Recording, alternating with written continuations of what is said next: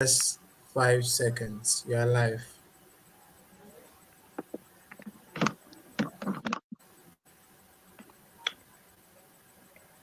Good evening, everyone. Welcome to our Geospatial podcast. Thank you for joining us in the celebration of the 2021 GIS Day. I'm your host for the day. My name is Gemina Selomo.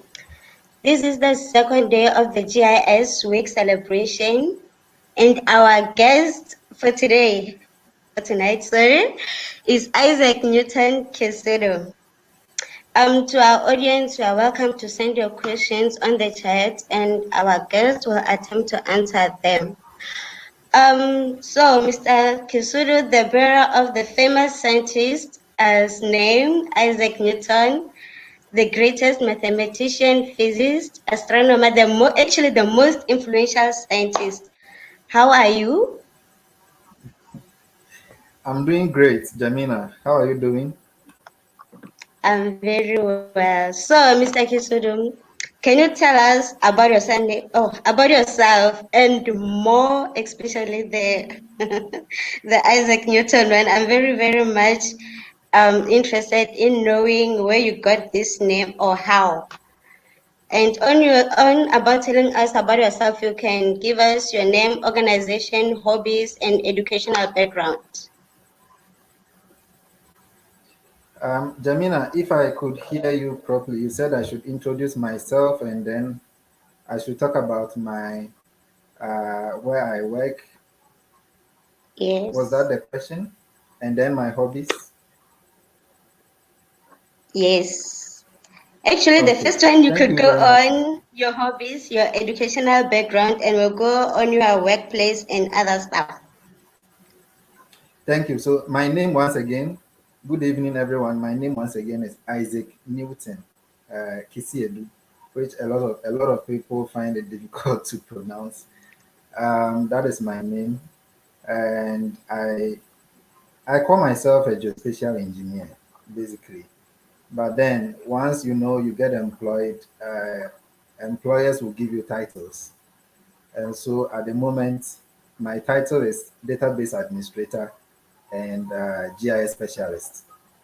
Um, my background is rooted in general science, and I proceeded to do geomatic BSc in geomatic engineering. Uh, a little bit about that is, BSc Geomatic Engineering has to do with collecting data about the earth and then using the data to support engineering and non-engineering works. That is the summary I can give you. I wouldn't go too much into that. Um, Apart from that, I have also worked at various institutions from academia to software industry and now in agriculture industry. You know, um, my hobbies include, of course, playing video games, which I started long time ago. I also love to do programming. I like to watch boxing. I like boxing a lot. In fact, I used to like sports. I mean, football, but I realized that football takes too much time. 90 minutes is too much for me, so I switched to boxing. Boxing, we have only two people. Very soon, one person is knocked out, and then we are done. And then I'll go back to my work. Yeah. So that is me. That is the a snapshot about me for now. I find you weird, especially on your hobby for, shifting from soccer to boxing, because most of your gender, they love soccer to a point where, but even when the game ends, like they get Yeah, frustrated, and especially when it does not go yeah, their way. So your shift is kind of, weird. So, can you tell us about what you do at work in detail?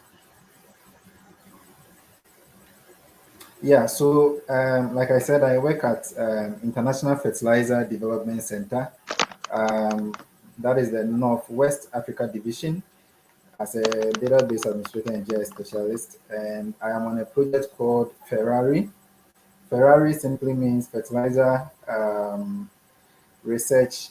We are doing a fertilizer research, and we have to understand how fertilizers affect crop yields and all that. My work there as a GIS specialist involves understanding variabilities in yields, as in when fertilizers are applied to soils, and also try to find out where to apply what fertilizer. Because everybody knows that when you plant a seed, it will germinate, but not everybody know where to, apply what fertilizer. And so it's it requires some level of an understanding of, trying to manipulate some GIS data to be able to explain some of these things to a layman, if I should put it that way. So that is what I do as a summary. Okay, can you tell us about the softwares or the technologies that you use to do your analysis? Yes. That's an interesting question. So initially, I used to use ArcMap. Okay, and that is if I am doing mapping, I go for ArcMap. But then if I am doing geostatistics, predictive modeling, machine learning, then I go in for R programming language. So I think for the past 1 year or 2 years, I've been using R a lot because of the predictive modeling and mapping that goes into fertilizer yield response analysis. That is the reason why I am now more using more of R in my work. Yeah. Sometimes I also do use Google F Engine to extract certain covariates to explain certain variabilities in yield responses and all that. So I use some of these cloud computing environments, like I said, Google F Engine as well, coupled with desktop applications. Okay, that's very, very interesting. So I want to know your educational background. You didn't touch very well on that part. Like, I want you to start at your initial upbringing of your career. Yes, because right now you explained what you are doing currently. So I want to know your past work experience, more especially after graduation of your qualification and all that. Can you take us back? Yeah, so if I heard your question properly, you want to understand uh, my previous work experience in relation to GIS, or am I right with this? You are right. You're right. Yes. So yeah, basically I started doing GIS from school. When I got introduced to GIS, I started looking into it, and I was just playing around GIS, and I love the idea that it can do complex stuff, which is, if given to a normal human being, it will take you, if not months, maybe more than that to, I mean, do it manually. So that that bit of the GIS, that I love that part of it, and it drove my interest from there, and I started using GIS. So I became what's it called? I became a GIS software engineer, and I told you I love doing programming even as a hobby, and so I became a GIS software engineer where I was doing these applying GIS technologies like leaflet and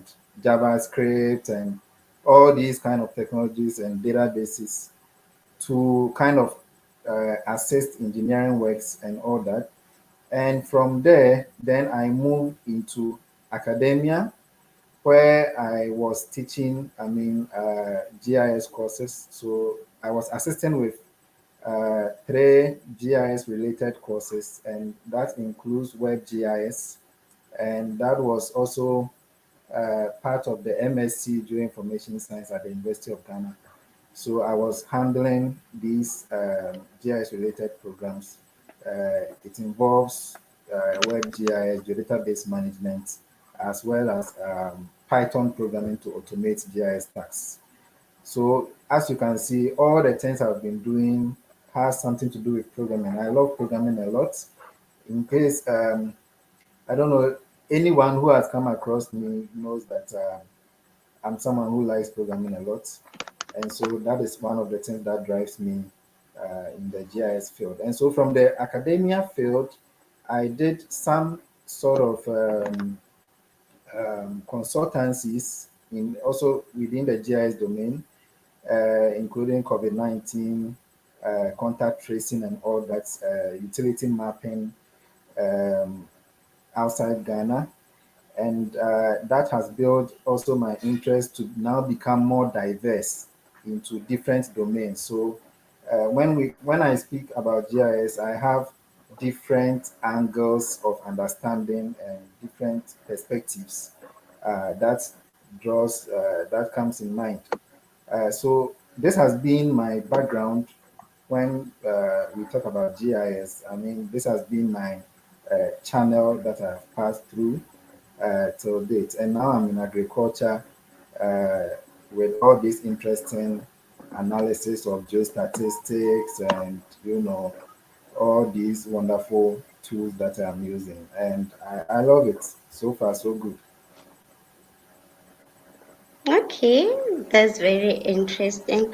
So, like, through your talk, I heard you saying that you assisted in tutoring some geoinformation science courses.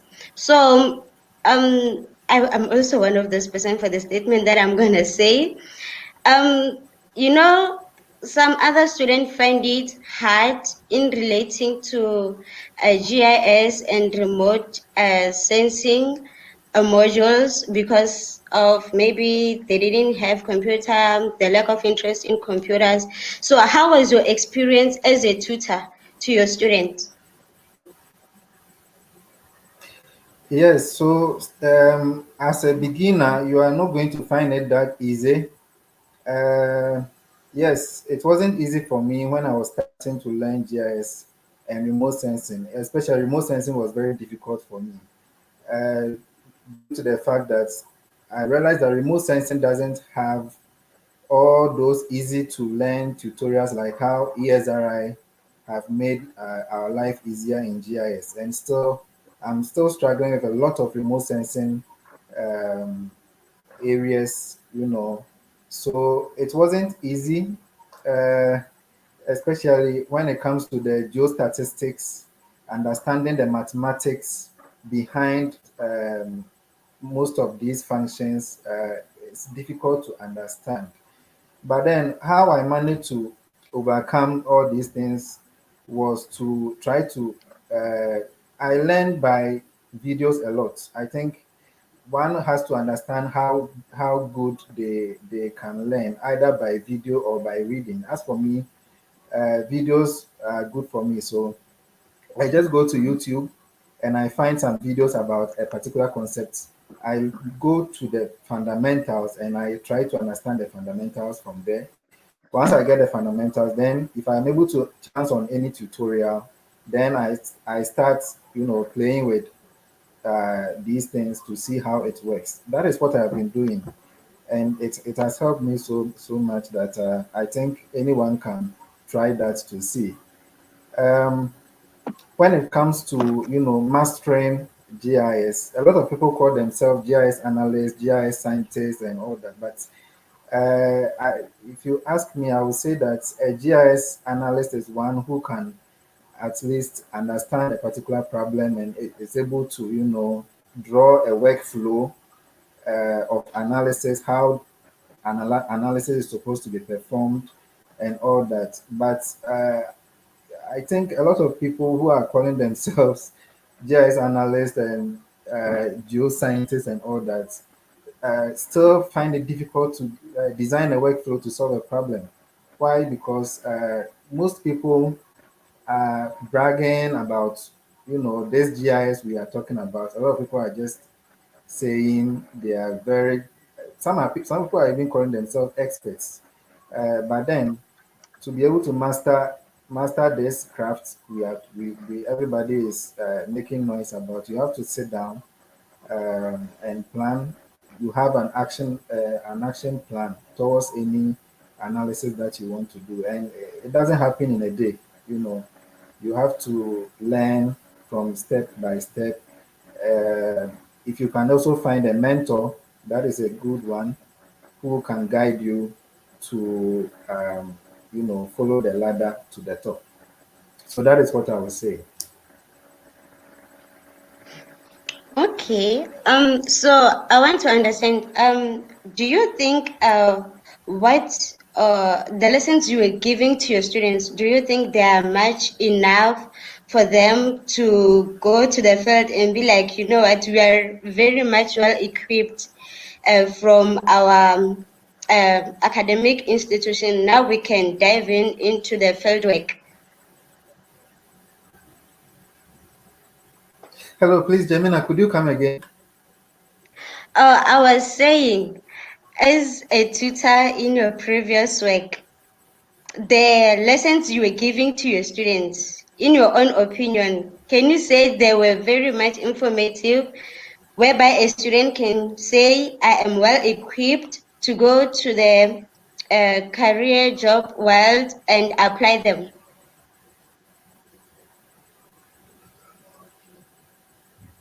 Sorry, the line was breaking. I didn't catch everything. Are you asking that, given my previous teaching experience, can I say that I couldn't catch that bit properly? You said, given my previous work experience, can I say I couldn't catch what you were saying? Okay, I was asking, in your own opinion, can you say the lessons you gave your students are informative enough for a student to say that I am ready to go to the field and apply what I have learned? Okay, I now get you. Okay, that's a good one. Yeah, that let me take you back to the University of Ghana, my previous working experience at the University of Ghana. So the hands-on experience that I have, what I do was that I I kind of assist the students to do the hands-on training. And these trainings have already been prepared, but it's difficult for someone to do it without guidance. So once we start, I try to explain what each step means. And then after the explanation is done, then I'll ask the students to now do the practicals. Whilst they are doing the practicals, I will be going through the students to observe who is able to do and who is unable to, do the practical work. And so once I realize that someone doesn't understand, sometimes I pause, I go back, I explain further, or maybe someone might raise their hand. At this point, I don't understand. I try to explain further, and then we also, sometimes I even write the code on the board, you know. I even write the code on the board, explain the syntax when it comes to Python like this, because most of them are beginners. They find it difficult to understand most of the syntax. So sometimes I have to write the code on the board, explain the code before we go back to hands-on practical. Yes, so I would say the experience given to the students was good, and I perceive that they should be able to use that in their personal work. I know some of the students that are using it even today. Okay, thank you for that answer. So, what challenges have you come across, especially when you were shifting from one sector to another? As we have highlighted that right now you are in the agricultural sector doing your spatial analysis and stuff. So, what challenges did you come across when you shift from one sector to another in your career? If I got you correctly, you said, what challenges have I come across in my career? Yes. Hello? Yeah, okay. Yes. So in terms of challenges, yesterday I was listening to Ben's comment about challenges, and I shared the same challenge with Ben regarding data availability. But again, another challenge that I face personally in this GIS field is that, like I said earlier on, nobody is perfect, nobody is an expert. Sometimes you need to read people's research to be able to get an idea to perform your analysis. But what I have realized is that a lot of people have nice research topics, but you download the material, you read the objectives, you read the methodology, and at the end of the day, you are still asking yourself, so how did they do the work? How am I going to start? How am I going to, what tool are they using? What does this results mean? You see a lot of charts, you see a lot of tables, and I feel like you have to go back to class one to go and try to understand, certain things which are difficult in the first place, which was the reason why you try to read other people's research. So that has been one of the challenges for me personally, understanding people's research and trying to map. When you read a paper, you should be able to have a mind map of how the analysis started from stage one to step two to step three to the end. But I'm unable to, draw this kind of information out of papers that I download online. Just a few of them are able to give a very good explanation of helping you to map the analysis process. But I can say that about 70% of research papers I've read, I've not been able to understand how the methodology, being able to sit down to repeat what they did, So that has been one of my challenges, Okay, I especially in have, remote sensing. okay, so I have these Especially in questions remote that sensing. just spiked up from your answer. So, what I want to know is, do you write articles, journals? Please come again. I wanted to find out if you do publish articles or journals. Yes, I've supported in a number of papers at IFDC in yield response mapping, and also um, other consultancy work that I have done regarding COVID-19 contact tracing, using database technology to help identify and trace COVID-19 contacts and map them, and the technology behind it and how it helps to speed up contact tracing work and all that.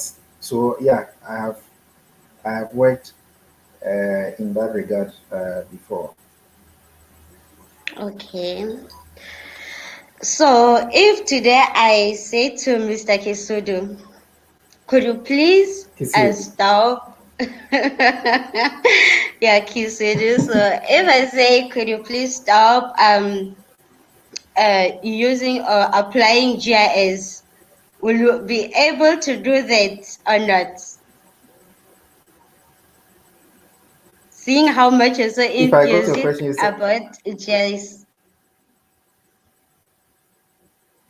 hello, Gemina. Can you hear me? Hello, I was hello, saying, Gemina. Yeah, please if come again. you are being told to stop applying GIS everywhere, could you be able to do that? Wow, that's a that is a very good question.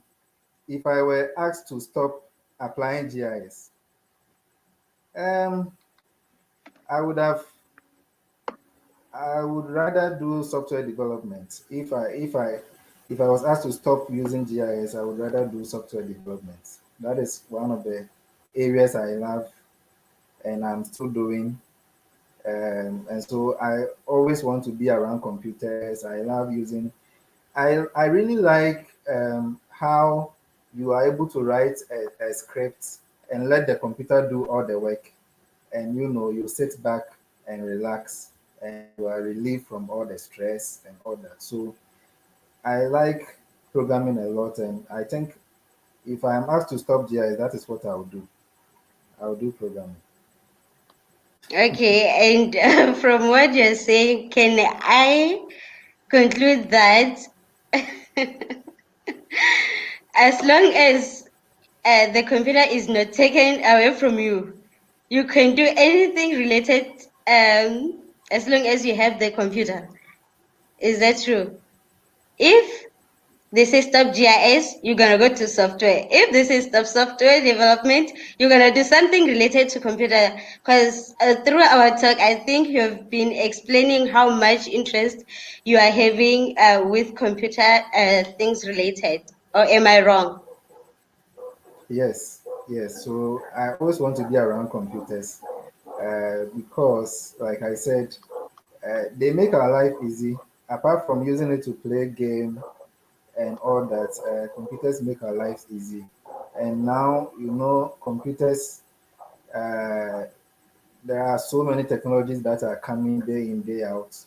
And I mean, if you take computers out of the equation, I don't know how our lives is going to look like.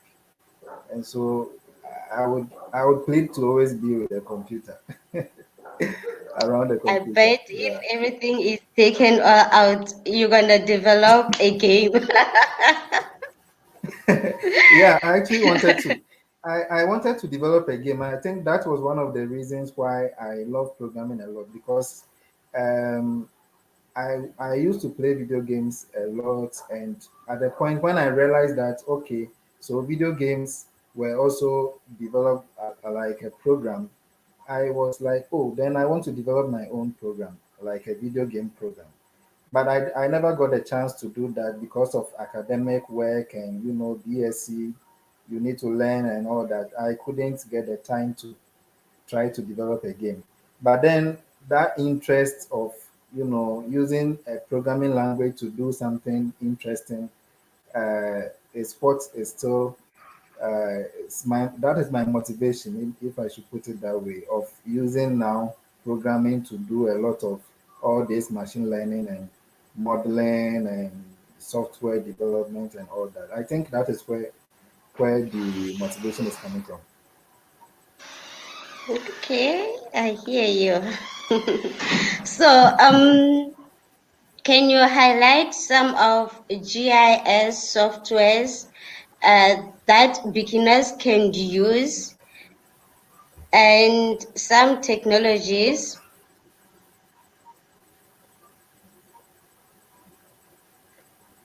Hello. Okay. So as a beginner, I would recommend you go for ArcMap, ArcGIS ArcMap, because that software developed by ESRI, they've made it very easy to understand and to find the tools that you need and all that. So as a beginner, I would recommend ArcMap as your number one ArcGIS desktop software that you can use to do any kind of analysis that you want to do. Apart from ArcMap, then you can look at also QGIS, which you can use to also create a map, do certain level of analysis that ArcMap can also do. But please go for ArcMap because of the ease of finding the tools around and using them. Using them in your work at ease. you know. So that is what I recommend.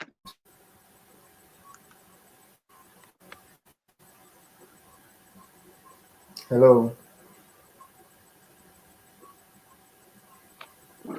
Okay, so for those who are advanced in GIS, Please come again. Isaac, can you hear me? Yes, I can hear Oh, you, I but was I saying for couldn't those who are hear your question. advanced in GIS, Yes, which so one for can you those who are recommend? advanced, yes, for those who are advanced, I'll recommend using Python or using R. I'll recommend using Python or R because advanced GIS users, they know what they are about already. And so scripting allows you to now command the computer to do a lot than graphical user interface programs. So there are a lot of things that you can do with the scripting than using just the ArcMap.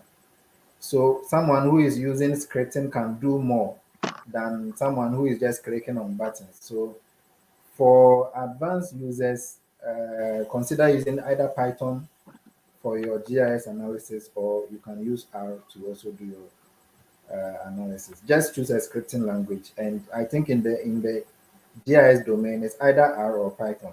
It's all about spatial data science, so any of those two can do.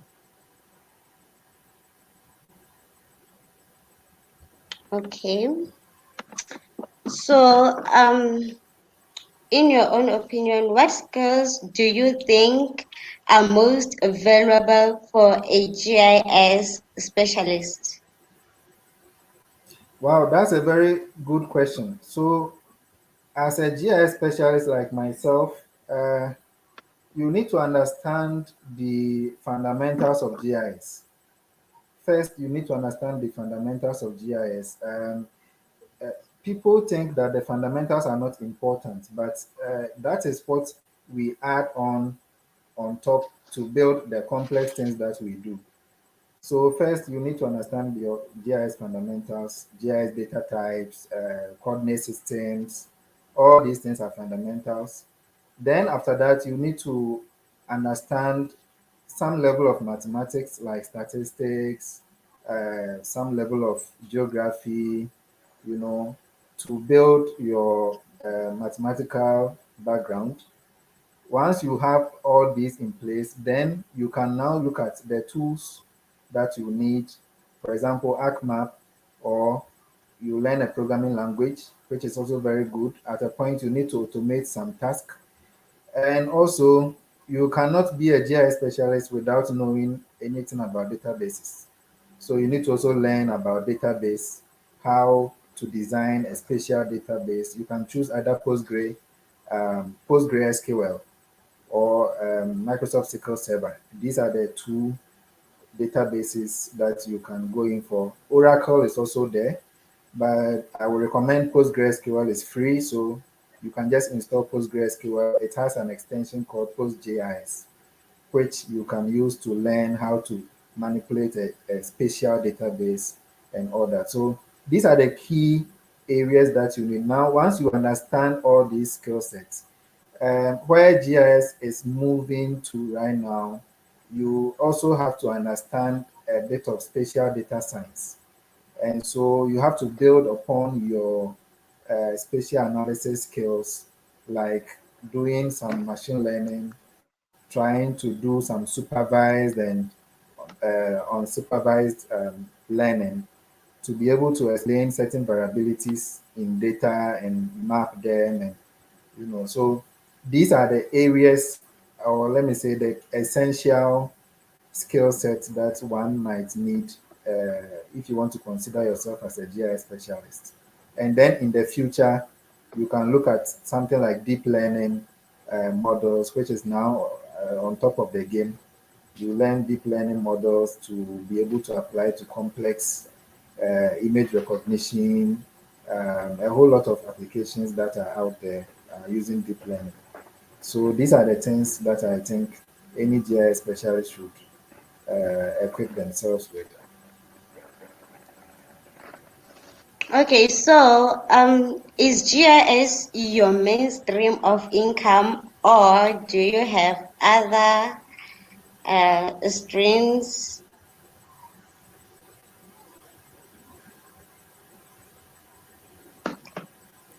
Yeah, so a larger proportion of my income is from GIS. A larger proportion of my income is from GIS. Then the other proportion is from consultancy, like software development. Once in a while, I will get a consultancy to develop some software for somebody. So these are the main sources of income, but the larger proportion is from GIS. Okay, so Yeah. is in your country, because I'm from SA, South Africa. So in your Yeah, country, Ghana. are there? Oh, Ghana. Yes, Ghana. Yeah, in Ghana. Do you have um many job opportunities in the field of GIS? Yeah, there are opportunities in Ghana, but Ghana is also a developing country, and so the opportunities that are there, um, from, I would say, teaching is one of the opportunities here in Ghana. If you know GIS, you can go into teaching. A lot of the universities are looking for GIS people to help with this hands-on technical stuff, which a lot of people do not know how to do. So one of the areas is teaching. Then there are other industries that are also now considering GIS, like the water company that is using GIS. Utility network is now using GIS. Agriculture, GIS. So GIS has established itself very well in Ghana, and yeah, there are opportunities within the domain. But what I would say is, I call something a general knowledge about GIS and a domain knowledge in GIS.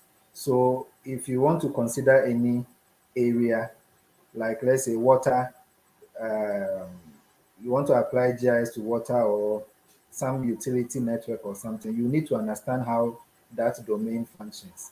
You can't just jump into, for example, I am in agriculture right now.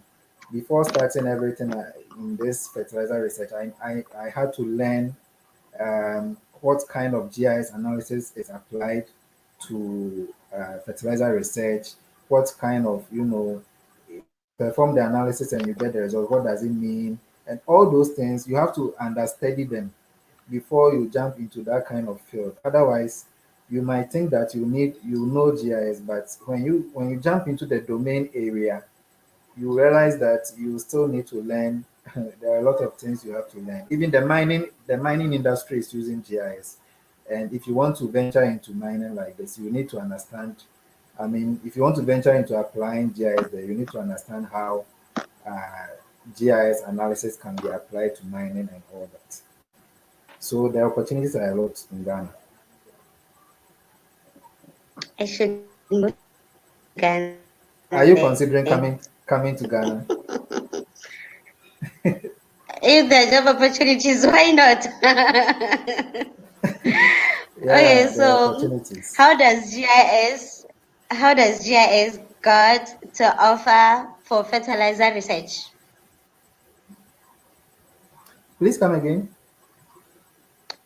How does GIS got to offer for fertilizer research? Oh, okay. So in fertilizer research, okay, our main problem is understanding what is a good fertilizer.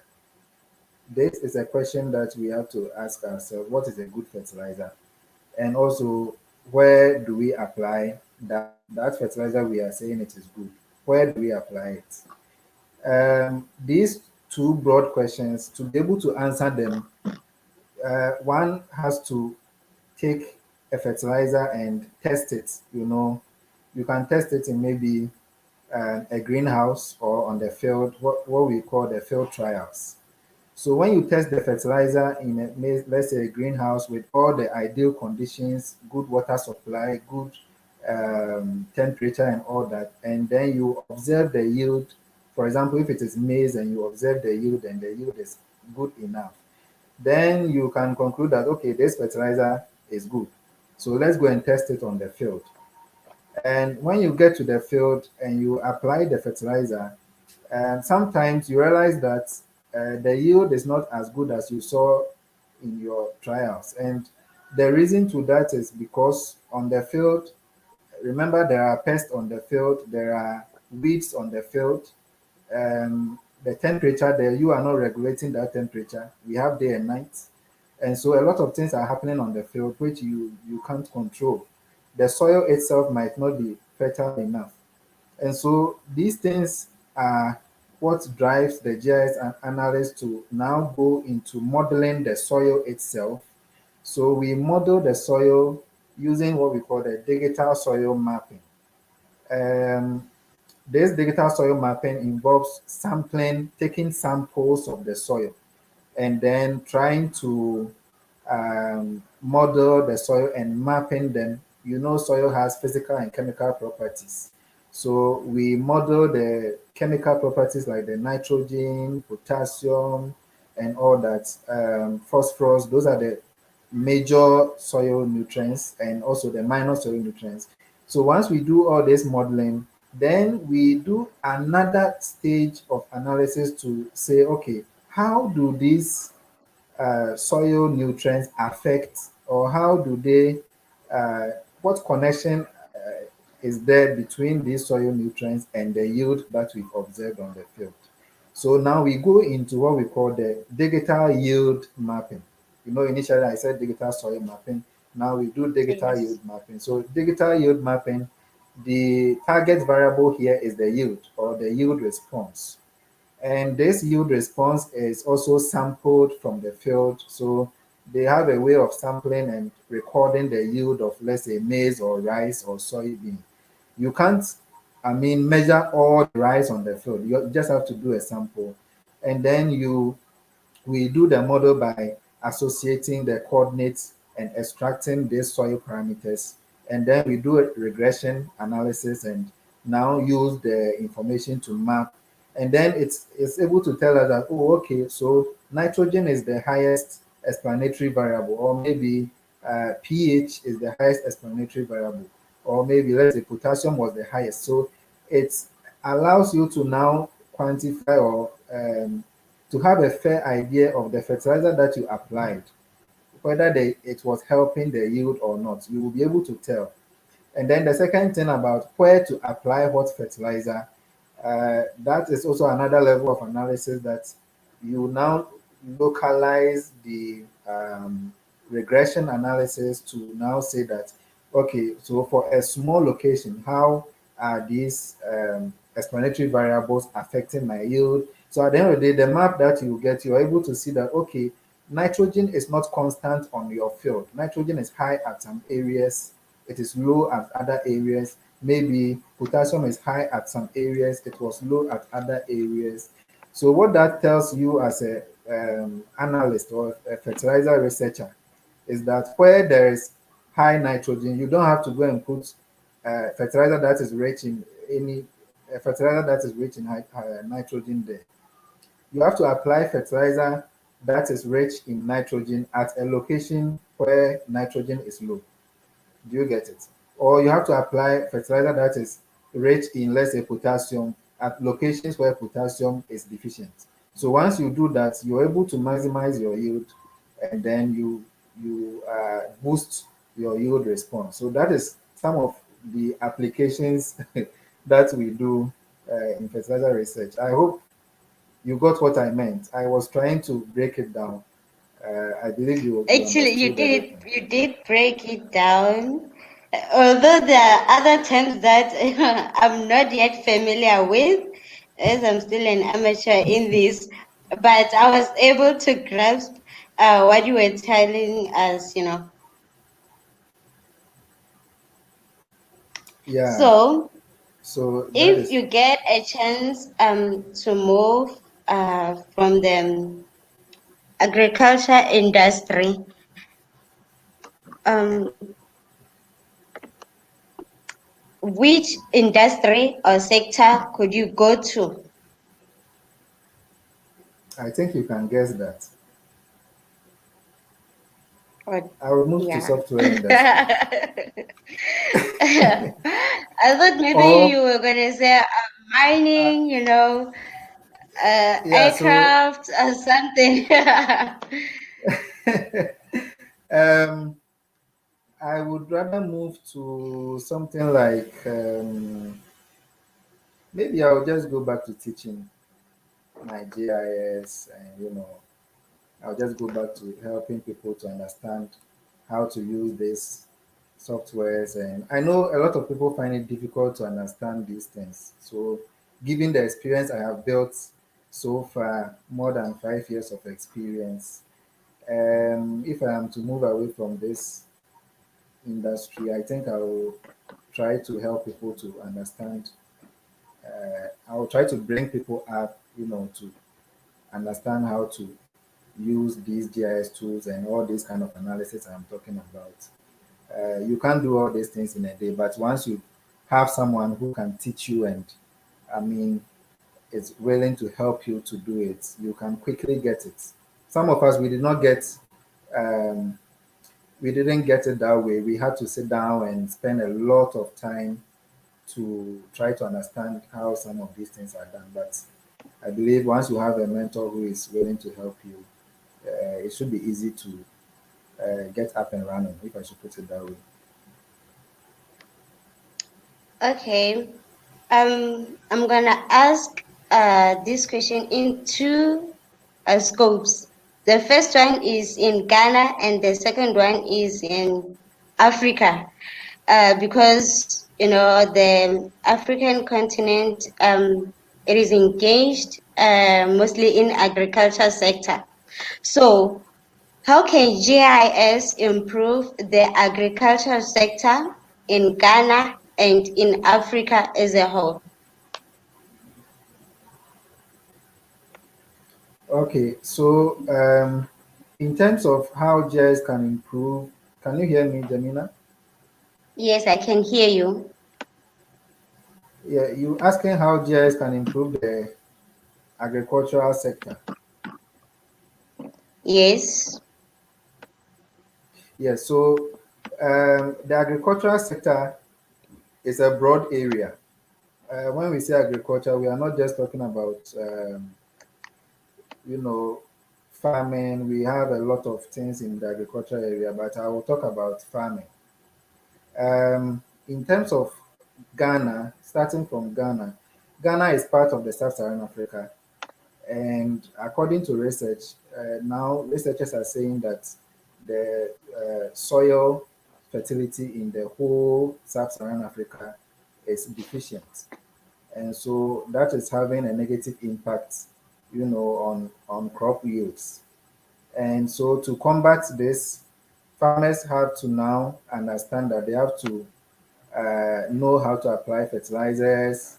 They have to, and not just to apply it anywhere. And so GIS has become a tool that allows some technical people to do an analysis, but gives a map to decision makers for them to be able to understand what all these technicalities are talking about.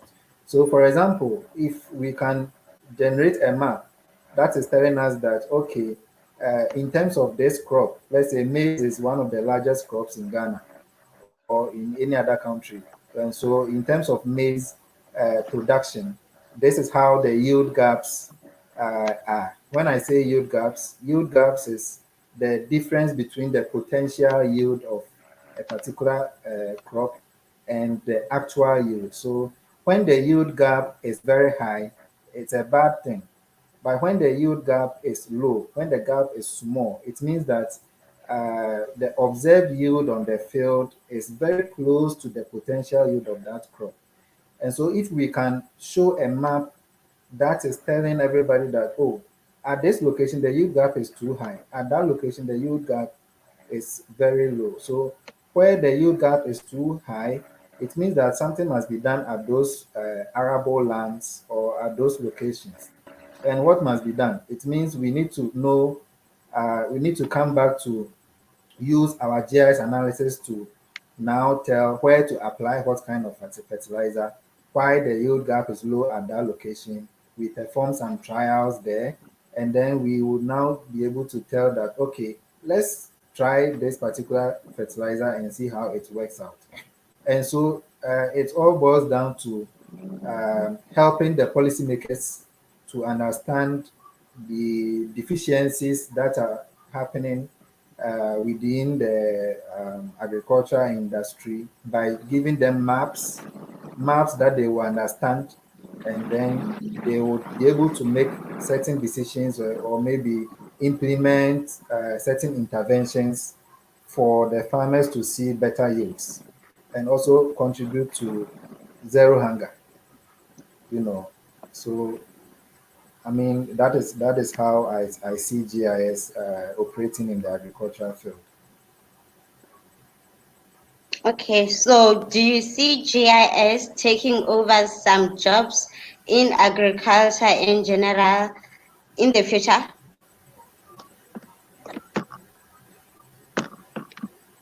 Hi, Gemina, please could you come again, please?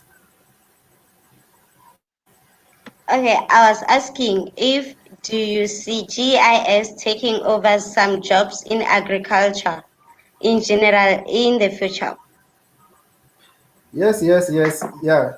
In the near future, I see GIS playing a major role in agriculture. Not only GIS, remote sensing as well, because now data is abundant, and so we need to be able to understand what is happening with our planet spatially and temporally.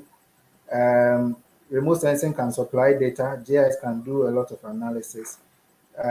Combining the two, I think there is a long way, or there is a brighter future for GIS playing a role in the agricultural sector.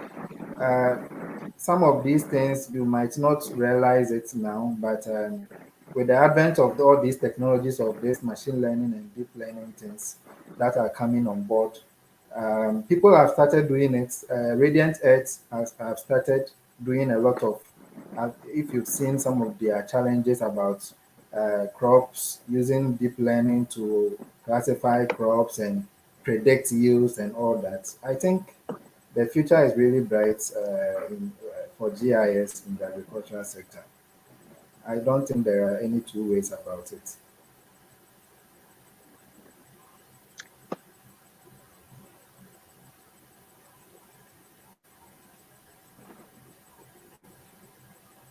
Hello?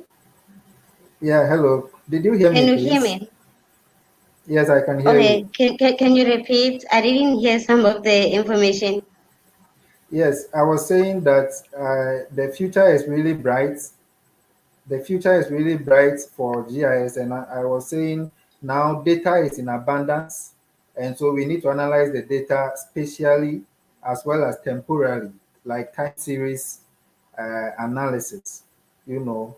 And so I was saying that all these technologies that are coming up, machine learning, deep learning, and so many other technologies that are out there, indicates that the future is really bright when you think of how to model certain environmental impacts on maybe crops, how to maybe classify or predict certain yields and all that. I think GIS is going to play a major role in the near future. And I was saying that there is no two ways about it. And people are already doing it. Like Radiant Earth, who is a machine learning company, have started doing a lot of these things already. Okay, so should agriculture experts start learning GIS, or the GIS specialists should start learning the agricultural domain? That is a very good question. Yeah, agricultural experts have to understand GIS. I think the challenge is that from school, agric engineering, or I think is it agric science, they don't teach GIS. If it is now that they have started, I'm not sure, but they don't really teach the GIS to a level that I think you can do all this kind of analysis that I'm doing. But it's all about interest. And so now that GIS is taking over everywhere, agricultural experts has to know how to use GIS. Otherwise, you wouldn't be able to perform all this kind of analysis. You would always have to consult someone to do the analysis for you and even explain it to you on top of it because you don't understand. um Maybe you might not even know how to read a map and all that. So it's very necessary for agricultural people to learn GIS. And also for GIS people, I wouldn't say just start jumping into a domain and start learning that domain because you don't know which domain you are going to land in, I mean, to do your work. So you can just focus on your general GIS understanding. Once in a while, you can look into a particular domain maybe you are interested in and see how GIS is applied there. But that shouldn't be your sole, um, I mean, task that you are doing until you find yourself in that domain. Like me, I wasn't an agricultural. I wasn't doing anything agriculture. I was just doing general GIS. But once I found myself in the agricultural industry, was when I started looking at, okay, I know GIS, but how do I apply it to this domain? Okay, let me learn geostatistics. Okay, let me learn machine learning. Okay, let me do this. And now I have been able to gain solid grounds, in here. The reason why I am saying that one should not solely, if you haven't found yourself in the domain, don't really spend too much time there, is because you don't know whether you are going to end up there or not. You know, so you can just try once in a while. You pick a domain area like water area, you try an analysis there. You pick a different domain, you try analysis. Don't put all your focus on one domain when you haven't found yourself there, and then you just, yeah, you just have a one way, how do I put it? You will just learn everything about the domain. Meanwhile, you are not an expert, or you are not a consultant in that domain. And I feel like if you do that, you are spending too much time on something that is not paying you. So it will be better to kind of learn a little bit whilst you are not in a particular domain. Just learn a little bit from everywhere, and then once you find yourself in the domain, then you start really delving deep into that domain, like what I'm doing right now. I hope I've explained to your understanding. Jamina, can you hear me, please? Hello. Learn a little bit whilst you are not in a particular domain. Just learn a little bit from. Hello.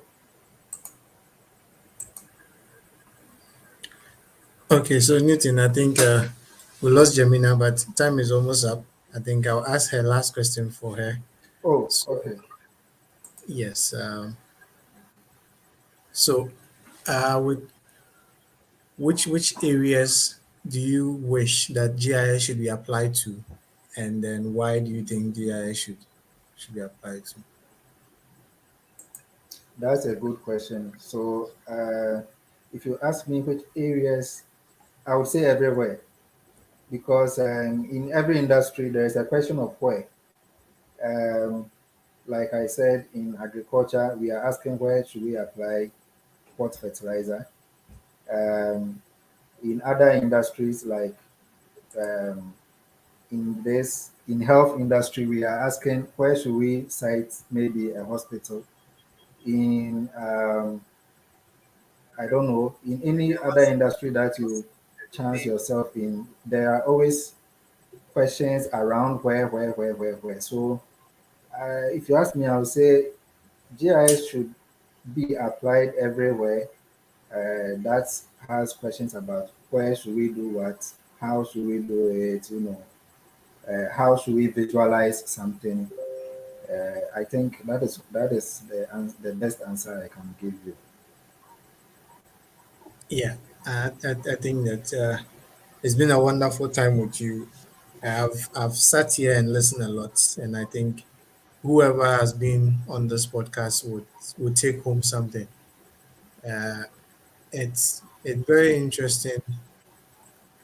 It's very interesting the way we end up learning so many things, and we end up learning almost every discipline because your work will take you from one place to another, and you're always going to learn something new.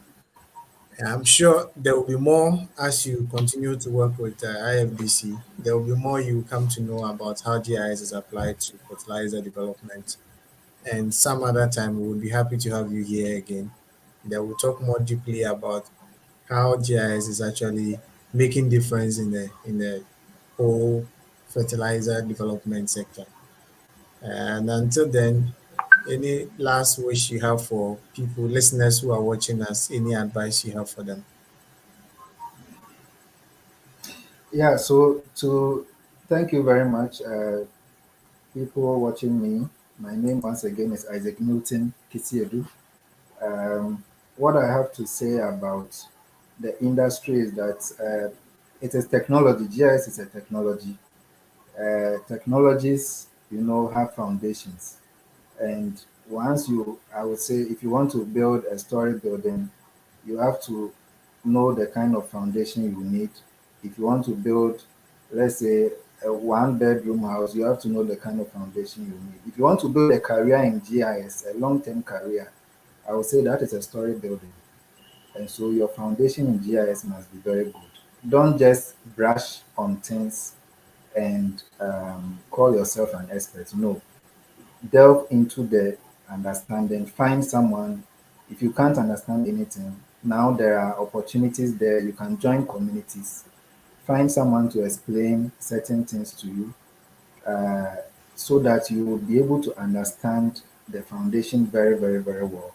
Everything that is complex is, I mean, a conjunction of foundations that have been put together to form what we call complex. That is what I can say for beginners. And also for people who are already advanced users, things are changing. Find someone and try to mentor the person, try to mentor someone.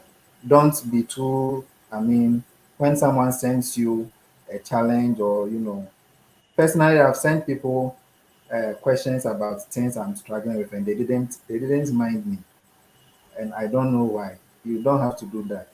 Please, this industry is difficult to understand. Uh, I mean, you know what I'm saying. So, if a beginner sends you something on LinkedIn or maybe WhatsApp or I don't know where, email or something, just find something tangible, help them out, and I'm sure it is going to go a long way to help the industry. So that is what I can say for now. Thank you very much, Isaac Newton Kissiedu. It's been a wonderful time having you. For those of you watching us on YouTube, this is Where Geospatial. Where Geospatial, Where Geospatial is it's a group of GIS specialists who come together to solve our problem or the problems we see in society using locational technology.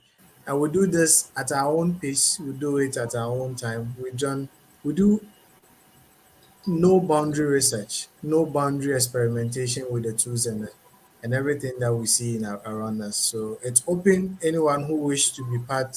We are all volunteers working on Word Special. Each of the members of the Word Special team is having his or her own job, but we all work voluntarily here. So if you want to be part of us, just go to our site. You can send us an email info@wordspatial.com, and then we'll be happy to have you on the team. And you can explore all the ideas that you have. There will be a team that will support you and give you resources to do that. Thank you. Until then, we'll see you tomorrow where we meet Edmond from Digital Earth Africa. See you tomorrow. Bye bye for now. Bye.